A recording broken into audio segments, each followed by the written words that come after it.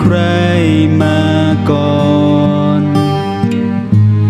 ไม่เคยอ่อนให้ความรักเลยจะมีใครๆมากมายคุ้นเคยแต่ไม่เคยมีใครอย่างเธอฉันเคยบอกกับเธอหรือยังว่าเธอมีความหมายเพียงใด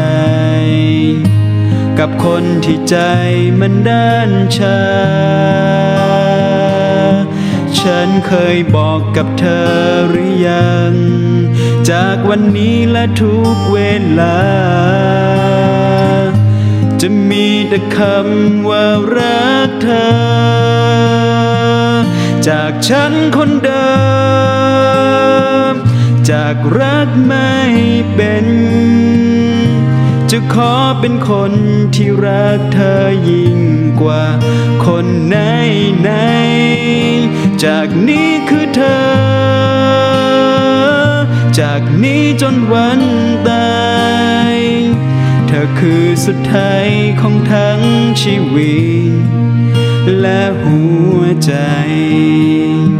ฉันเคยบอกกับเธอหรือยังว่าเธอมีความหมายเพียงใดกับคนที่ใจมันด้านชาฉันเคยบอกกับเธอหรือยังจากวันนี้และทุกเวลาจะมีแต่คำว่ารักเธอจากฉันคนเดิมจากรักไม่เป็นจะขอเป็นคนที่รักเธอยิ่งกว่าคนไหนจากนี้คือเธอจากนี้จนวันตายเธอคือสุดท้ายของทั้งชีวิตและหัวใจไม่ว่าวันไหนไม่ว่าเมื่อไร